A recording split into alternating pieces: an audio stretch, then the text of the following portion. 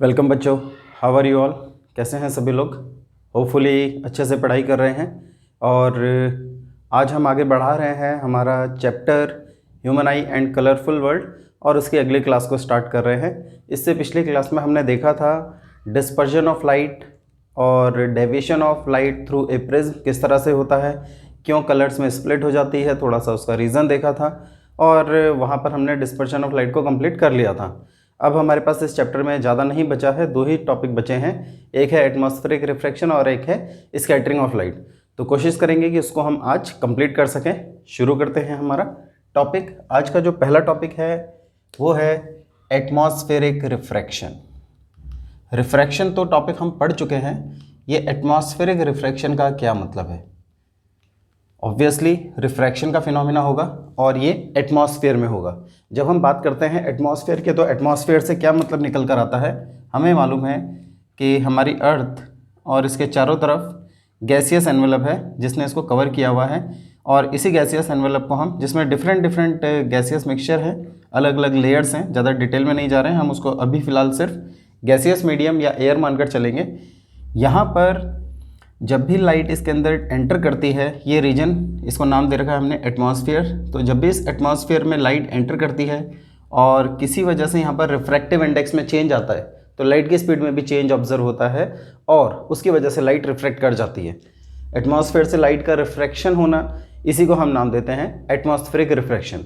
तो इसका daily life में या कहीं कुछ केसेस में कहाँ ऑब्जर्वेशन है, उससे रिलेटेड कुछ क्वेश्चंस जरूर यहाँ पर पूछे जाते हैं, उसी की हम लोग यहाँ पर बात करेंगे।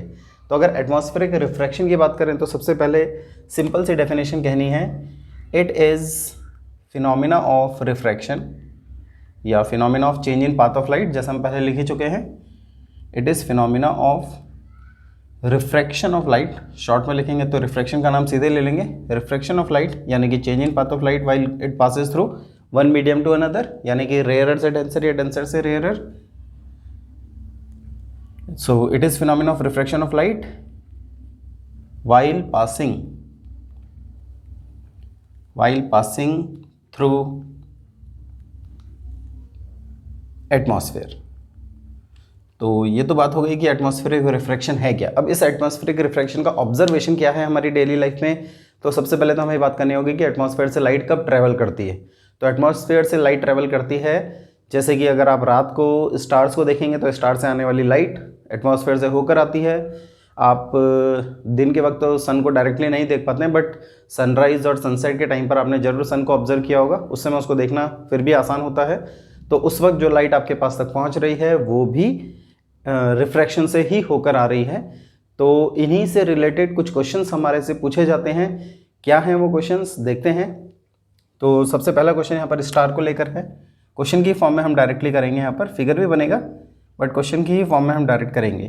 तो स्टार से रिलेटेड जो क्वेश्चन यहाँ पर पूछा जाता है, आपने स्टार्स तो देखे हैं, ये भी अपने आप में एक तरह के सन ही है, लेकिन साइज़ में हो सकता है बहुत बड़ा भी हो, बट बहुत दूर होता है, इस वजह से हमें छोटा सा एक डॉट दिखाई देता है, बट एक स्टेबल डॉट नहीं दिखता है, बल्कि जब उससे लाइट हमारे पास आती है तो वो ब्लिंकिंग फॉर्म में या ट्विंकलिंग की फॉर्म में दिखा है। आपने एक छोटी सी पोएम भी 11 छोटी क्लास में कहीं ना कहीं पढ़ी है, ट्विंकलिंग ऑफ स्टार को लेकर, सभी को याद होगी होपफुली। खैर, तो जो ट्विंकलिंग ऑफ स्टार है वो क्यों होता है, उसका सीधा सा रीज़न है, ये है एटमॉस्फेरिक रिफ्रैक्शन की वजह से। तो क्वेश्चन आता है, why stars appears to twinkle. तो स्टार्स की ट्विंकलिंग के पीछे क्या रीज़न है, उसके लिए आप कहेंगे, सिंपल सा आंसर है इसका, it occurs due to atmospheric refraction of stars light. Star की लाइट का एटमॉस्फेरिक रिफ्रैक्शन होता है और उसकी वजह से वो ट्विंकलिंग शो करता है। अब ये ट्विंकलिंग क्यों और किस तरीके से होती है, उसको थोड़ा सा डायग्रामेटिकली अगर हम रिप्रेजेंट करते हैं तो देखते हैं किस तरह से बनता है। रात के वक्त अगर आप स्टार को देख रहे हैं तो रात के समय में ऑब्ज़र्व ये किया गया है एटमॉस्फेयर में कि वहाँ पर टेम्परेचर में कंटिन्यूस वेरिएशन आता है। टेम्परेचर का मतलब कहीं पर ज़्यादा टेम्परेचर होगा, टेम्परेचर वेरिएशन का मतलब है कहीं ज़्यादा टेम्परेचर तो कहीं कम टेम्परेचर, कहीं और ज़्यादा तो कहीं और कम, यानी कि हर जगह टेम्परेचर यूनिफॉर्म नहीं होता। इस वजह से जो अर्थ के डिफरेंट लेयर्स हैं उसमें भी मीडियम कंप्लीटली रेयरर या कंप्लीटली डेंसर नहीं हो पाता, बल्कि उसमें वेरिएशन होता है, कहीं डेंसर कहीं रेयरर, कहीं डेंसर कहीं रेयरर। और इसी की वजह से ये अर्थ सरफेस पर, मान लेते हैं ये अर्थ सरफेस है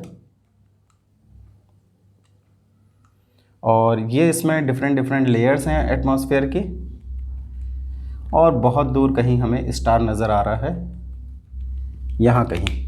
तो स्टार से जब लाइट आती है हमारे पास, ये इधर एंटर करती है एटमॉस्फेयर में और ये बेंड हो जाती है एक लेयर की तरफ, वहाँ से फर्दर बेंड करती है, फिर बेंड करती है और इस तरह से बेंड होते हुए, शेक होते हुए, शेकिंग फॉर्म में हमारी आँखों पर पहुँचती है।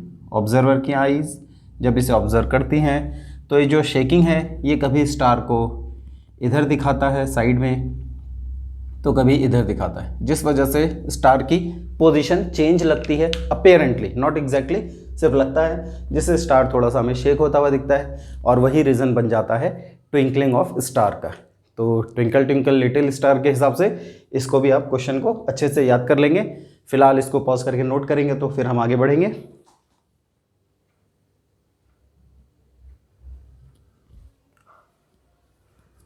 तो बात करते हैं दूसरी एप्लीकेशन की। क्या यहाँ पर आ रहा है एटमॉस्फेरिक रिफ्रैक्शन से रिलेटेड, वो है explain the phenomena of advance sunrise और डिलेड सनसेट। कभी अगर आपने सनराइज़ होते हुए देखा हो तो सनराइज़ की सिचुएशन में अगर आप सन से पहले पहुंच जाते हैं लोकेशन पर, सन के राइज़ होने का वेट करते हैं, तो फर्स्ट इंस्टेंस में जो सन आपको नज़र आता है एक्चुअली वो एक्चुअल सन होता ही नहीं है, वो सन की एक वर्चुअल या अपेरेंट इमेज होती है, and that is observed again because of atmospheric refraction, जिसकी वजह से सन हमें थोड़ा अपने नॉर्मल टाइम से जल्दी दिखाई देने लगता है, जिसे हम बोलते हैं एडवांस सनराइज़। और इसी तरह से छुपने के वक्त भी, सन छुपने के भी बाद हमें थोड़ी देर तक नज़र आता है, अप्रॉक्सीमेटली 2 मिनट्स, और ये कहलाता है डिलेड सनसेट का केस। तो दोनों ही एक साथ क्वेश्चन में पूछे जाते हैं। अगर आपसे रीज़न पूछा तो सिंपल से वे में आप कह देंगे it is due to atmospheric, इसमें के पीछे भी एटमॉस्फेरिक रिफ्रैक्शन ही इन्वॉल्व है, एटमॉस्फेरिक रिफ्रैक्शन ऑफ सनलाइट। इतना कह के सफिशिएंट है, आप ख़त्म कर सकते हैं। ज़्यादा डिटेल में कहना चाहते हैं तो ये बता सकते हैं due to which sun appears 2 minutes earlier and 2 minutes later after its actual rise और एक्चुअल सेट। बट उतना लंबा ले जाने की ज़रूरत नहीं है, हम सिंपल लेवल पर ही देखेंगे फ़िलहाल इसको। हाँ, डायग्राम ज़रूर बनाना है, वहाँ से हमारा जो फिनोमिना है वो थोड़ा एक्चुअल तरीके से हमें समझ में आता है। तो फिर से ये अर्थ सरफेस का केस है और इसमें ये लेयर्स, एटमॉस्फेरिक लेयर्स, इन्हीं का रोल है सबसे ज़्यादा। और यहाँ पर हम एक लाइन दिखाते हैं जो अर्थ के सरफेस पर टेंजेंट फॉर्म में जाती है, इसे हम नाम देते हैं हॉराइज़न। हॉराइज़न किसी भी ऐसी जगह को, ऐसी सरफेस को, ऐसे ऑब्जेक्ट को कहा जा सकता है जिसके पीछे आपको दिखाई ना दे। जैसे अगर ये वॉल है तो इस वॉल के पीछे क्या है आपको नज़र नहीं आएगा, तो ये एक तरह से आपके लिए हॉराइज़न हो गई। जैसे सन का राइज़ है माउंटेन्स के पीछे से, तो माउंटेन के पीछे एग्जैक्टली जब तक सन आपके सामने नहीं आया है तब तक उसके पीछे की सिचुएशन आपको नज़र नहीं आती है, तो उसे बोल सकते हैं आप हॉराइज़न। हमेशा सन हॉराइज़न के पीछे से निकल कर आएगा। तो सन अभी यहाँ है, हॉराइज़न के पीछे है, यानी कि उसको नज़र नहीं आना चाहिए आपको इस पोजीशन पर। ऐसा इसलिए है क्योंकि ऑब्ज़र्वर यहाँ होगा और ऑब्ज़र्वर को देखने के लिए सन का सामने आना ज़रूरी है, अदरवाइज़ तो रेज़ सीधे निकल जाती हैं। इस तरह से निकल जाना चाहिए था ऐसे सीधे ऊपर ऑब्ज़र्वर से, बट एटमॉस्फेरिक रिफ्रैक्शन की वजह से सिचुएशन कुछ ऐसी रहती है कि सन के पास टेम्परेचर थोड़ा ज़्यादा और अर्थ की सरफेस पर कम, तो रेयरर से डेंसर की सिचुएशन बनती है। और रेयरर से डेंसर में लाइट रे, अगर हम ये नॉर्मल ड्रॉ करें तो ये बेंड होती है टुवर्ड्स नॉर्मल, तो ये इधर बेंड होगी, फिर ये इधर बेंड होगी, और इस तरह से बेंड होते हुए ऑब्जर्वर की आंखों तक पहुंच जाती है। तो ये बेंडिंग बनाती है सन का एडवांस राइज, और ऑब्ज़र्वर को इस लाइट की वजह से कुछ इम्प्रेशन ऐसा आता है कि सन एक्चुअली यहाँ नहीं है बल्कि वो यहाँ कहीं आ चुका है, तो सन यहाँ नज़र आना शुरू हो जाता है। But this is only the image जो कि हमें एटमॉस्फेरिक रिफ्रैक्शन की वजह से दिखाई दी है। तो इसे हम कहेंगे अपेरेंट पोजीशन ऑफ सन। इस अपेरेंट पोजीशन ऑफ सन को यहाँ तक पहुँचने में ये 2 मिनट पहले ही दिखाई देता है, तो 2 मिनट पहले ही हमें सनराइज़ भी मिल जाता है और छुपने के बाद भी ये 2 मिनट तक नज़र आता रहेगा, जिसे हम बोलते हैं डिलेड सनसेट। तो ये दूसरा केस था हमारा जहाँ एटमॉस्फेरिक रिफ्रैक्शन का फिनोमिना इन्वॉल्व रहता है। बाकी और भी छोटी मोटी चीज़ें बहुत सारी होती रहती हैं। कई बार आपने ऑब्ज़र्व किया हो, कभी किसी हलवाई के पास अगर आप ऑब्ज़र्व करेंगे तो वहाँ पर भी आप इस चीज़ को देख सकते हैं। खैर वो आर्टिफिशियली है, नेचुरली नहीं है, कि अगर हलवाई है उसने कढ़ाई में कुछ तैयारी कर रखी है कुछ सामान बनाने की, तो कढ़ाई के ऊपर के पोर्शन से आप बैक साइड पर जब देखेंगे तो आपको पीछे का मीडियम हिलता हुआ दिखाई देगा। कोई भी ऑब्जेक्ट अगर आप ऑब्जर्व करेंगे तो शेक होता हुआ दिखाई देता है। वो इसलिए क्योंकि कढ़ाई के ऊपर का जो टेम्परेचर है वो बहुत बढ़ा हुआ है। वहाँ की एयर का एटमॉस्फेयर, वहाँ की एयर जो कि एटमॉस्फेयर का ही ऑब्वियसली पार्ट है, वहाँ के रिफ्रैक्टिव इंडेक्स की वैल्यू कंटिन्यूसली चेंज होती है। लाइट उससे जब पास होती है तो शेक होती है और पीछे के ऑब्जेक्ट को भी हमें शेक करते हुए दिखाती है। खैर फिलहाल अपने टॉपिक पर वापस आएंगे। तो ये हमारा क्वेश्चन जिसका फिगर बहुत इंपॉर्टेंट है और एक लाइन में इसका आंसर बन रहा है, इसे भी आप पॉज करके नोट कर लेंगे।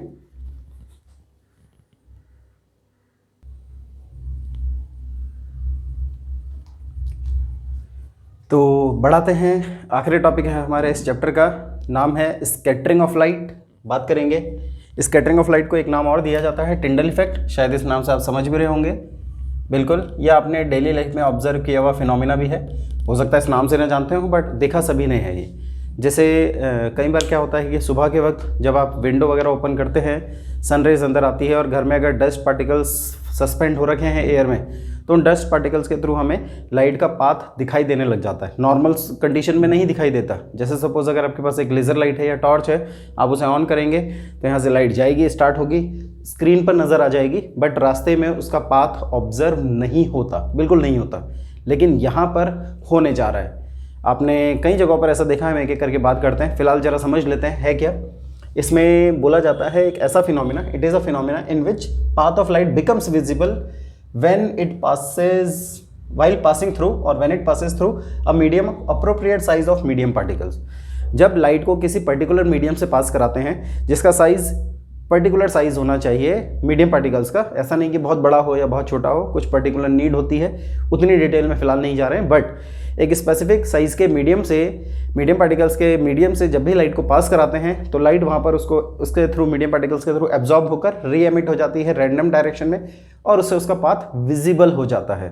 तो इस विजिबिलिटी की वजह से, मतलब जो पाथ विजिबल हो गया है, इसी विजिबल होने के फिनोमिना को, लाइट के पाथ के विजिबल ही होने के फिनोमिना को हम नाम देते हैं स्कैटरिंग ऑफ लाइट। जैसे कभी शादी पार्टियों में आपने डीजे पर डांस करते वक्त देखा हो कि डीजे में पीछे डीजे लाइट लगी होती है, डिस्को लाइट भी कह सकते हैं आप उसको।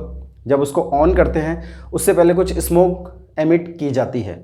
अगर इमेजिन करो स्मोक एमिट ना करें और लाइट ऑन कर दें तो लाइट जलेगी और आपको फ्लोर पर दिखाई दे जाएगी, लेकिन बीच रास्ते में नज़र नहीं आती। लेकिन वही स्मोक जब आ जाता है हमारे सराउंडिंग में, फिर लाइट को ऑन करते हैं तो हमें हवा में भी लाइट ऑब्जर्व होनी शुरू हो जाती है। तो that is called scattering of light, जिसमें नॉर्मल अगर ये सपोज इमेजिन करो ये वाटर है और आप यहाँ से एक टॉर्च या लाइट सोर्स को ओपन करते हैं तो यहाँ जलेगी है, यहाँ कुछ नज़र नहीं आएगा और स्क्रीन पर एक डॉट नज़र आ जाएगा, आपने देखा ही होगा।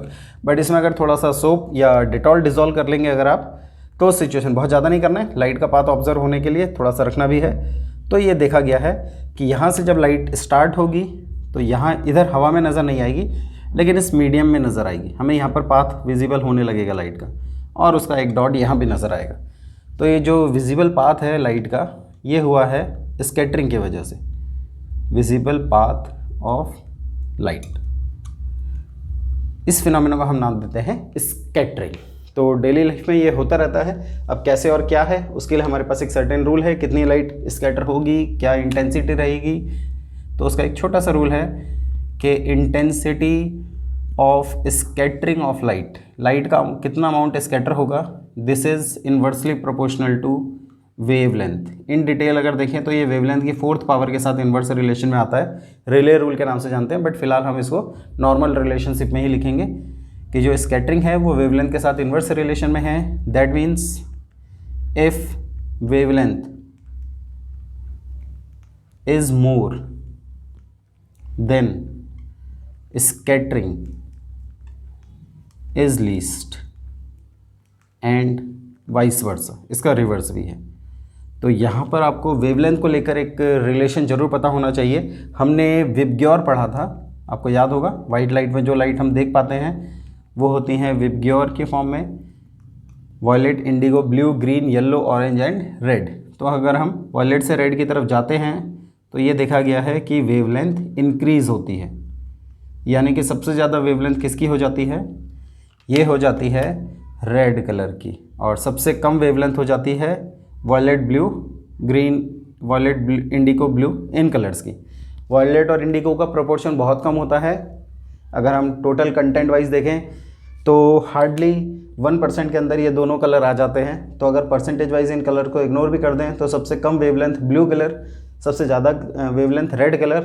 तो रिलेशन के अकॉर्डिंगली सबसे कम स्कैटरिंग रेड कलर की और सबसे ज़्यादा स्कैटरिंग ब्लू कलर की। और इसी की वजह से हम डेली लाइफ में कुछ चीज़ें ऑब्जर्व करते हैं जिनसे रिलेटेड हमसे क्वेश्चन भी पूछा जाता है।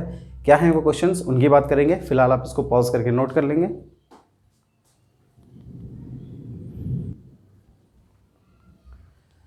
तो हमारी दो ऑब्जर्वेशन जो डेली लाइफ में स्कैटरिंग ऑफ लाइट फिनोमिना को लेकर होती हैं, उसमें पहला आता है ब्लू कलर ऑफ स्काई। आपने सभी ने देखा है स्काई की तरफ अगर आप देखेंगे दिन के वक्त तो आपको कलर ब्लू नज़र आता है। उसी की वजह से सी का कलर भी ब्लू होता है। कुछ लोग का कहना है सी ब्लू होता है इसलिए उसके रिफ्लेक्शन में स्काई ब्लू नज़र आता है, बट एक्चुअली रिवर्स होता है। तो जो स्काई का कलर है ब्लू, उसके पीछे रीज़न है again the phenomena of scattering, जिसमें हमारे पास कॉन्सेप्ट है जितनी ज़्यादा वेवलेंथ उतनी कम स्कैटरिंग, जितनी कम वेवलेंथ उतनी ज़्यादा स्कैटरिंग। तो विबग्योर में अगर सबसे कम वेवलेंथ वाले को पकड़ेंगे तो वॉयलेट, इंडिगो के बाद ब्लू कलर ही है। 5 कलर जो बचते हैं, वॉयलेट, इंडिगो को हम इसलिए हटा रहे हैं यहाँ से क्योंकि इनका प्रोपोर्शन ऑलरेडी बहुत कम रहता है। उसके बाद जो 5 कलर है उसमें सबसे कम वेवलेंथ ब्लू की, और wavelength is more than scattering is least and vice versa. Means if blue is having least wavelength it will be having more scattering. और यही होता है कि एटमॉस्फेयर में ब्लू कलर सबसे ज़्यादा फैलता है जैसे ही वो एटमॉस्फेयर में एंटर करता है। मान लेते हैं ये अर्थ है, ये इसकी डिफरेंट लेयर्स हैं। आउटर मोस्ट लेयर ये रही, और सन से आते वक्त ये जैसे इसके अंदर एंटर करती है लाइट, वाइट लाइट, यहाँ सबसे ज़्यादा स्कैटरिंग होती है ब्लू कलर की। ये ब्लू कलर सबसे ज़्यादा स्कैटर होता है, और सबसे ज़्यादा स्कैटरिंग की वजह से ये पूरा स्पेस में अपर लेयर में फैल जाता है। अपर लेयर में फैलने की वजह से जो स्काई का कलर है वो हमें ब्लू नज़र आने लगता है। तो सिंपल सा रीज़न लिखेंगे इसके पीछे कि it occurs due to scattering where blue colour scatters most. Blue colour scatters most due to least wavelength and hence the color of sky appears blue in the upper layers of atmosphere। अगर हम atmosphere से भी ऊपर चले जाएं तो वहाँ कोई स्कैटरिंग नहीं हो रही होती है, कोई मीडियम नहीं है, इसलिए हम उसको एज अ डार्क ऑब्जर्व करते हैं। तो ये हमारा मेन रीज़न है।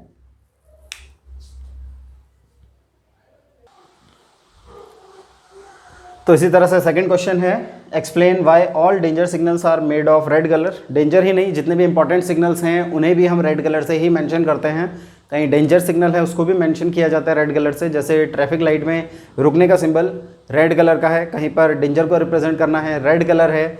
और इसी तरीके से जहाँ भी इंपॉर्टेंट मेंशन करना होता है ताकि दूर से हमें नज़र आ जाए, दूर से ऑब्वियसली डेंजर जितना दूर से दिखे उतना अच्छा है, तो ये रेड कलर में सबसे ज़्यादा सूटेबल होता है। ऐसा क्यों है, उसके पीछे भी रीज़न हमारा स्कैटरिंग का ही है।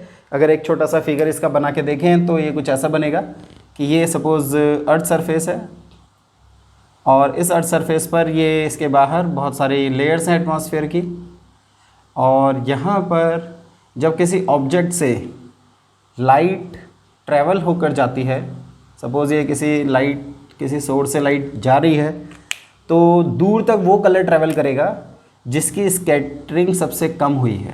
तो ऑब्जर्वर तक वो कलर सबसे ज़्यादा अमाउंट में पहुंचता है जो सबसे कम स्कैटरिंग फॉलो करता है। और स्कैटरिंग का रूल है जहां वेवलेंथ सबसे ज़्यादा वहां स्कैटरिंग सबसे कम। तो रेड कलर ही है जो आंखों तक पहुंचता है। बाकी के कलर, मैक्सिमम कलर जैसे ब्लू कलर तो ऊपर अपर लेयर में, और बाकी के कलर बाकी के मीडियम में एब्जॉर्ब होकर स्कैटर होने शुरू हो जाते हैं। और यहीं पर हम इसका रीज़न फिर से यही देंगे जिस पैटर्न पर पहले दिया था। It occurs due to least scattering of red light, least scattering of red light due to its most wavelength, and hence red color can travel longer in medium। किसी भी मीडियम में रेड कलर सबसे ज़्यादा दूर तक travel कर पाता है और दूर से ही हमें नज़र आ जाता है। तो ये दोनों क्वेश्चन आप इसी तरीके से नोट कर लेंगे।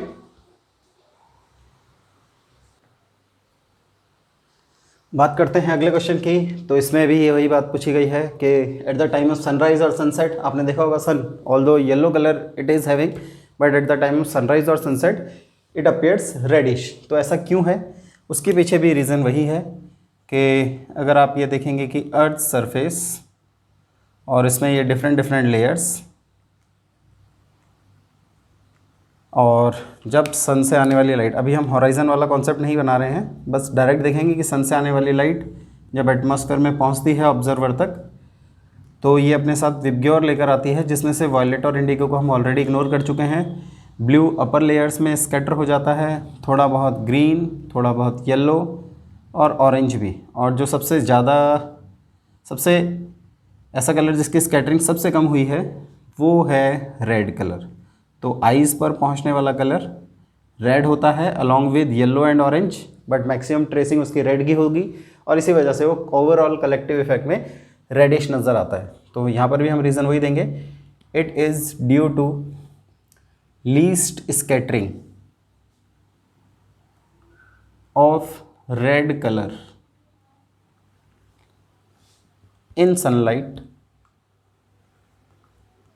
due to its most wavelength, and hence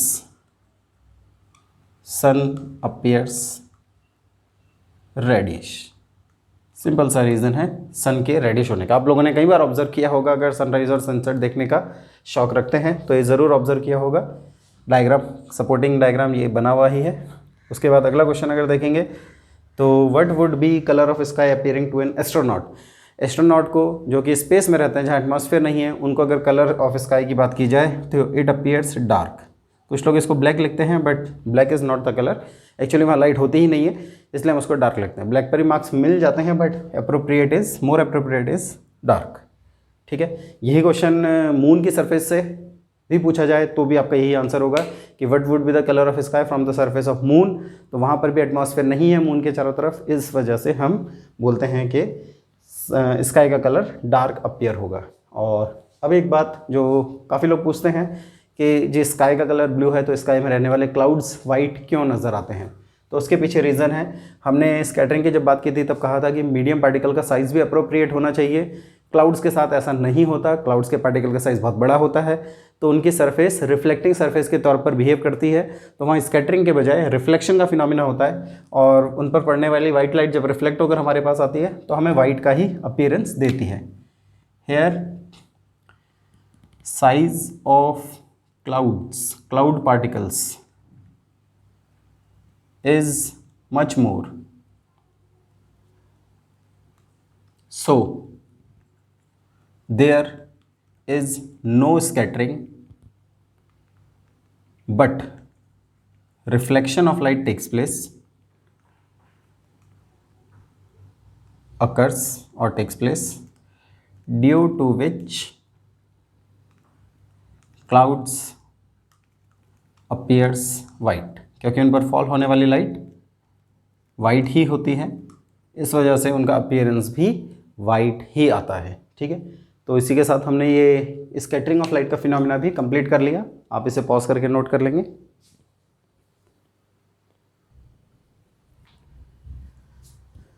तो इसी के साथ हम अपना ये वाला चैप्टर भी कंप्लीट कर चुके हैं और अब बारी है एक प्रैक्टिस पेपर की। तो ये रहा आप लोग के लिए एक practice paper on the basis of this complete unit और कंप्लीट चैप्टर।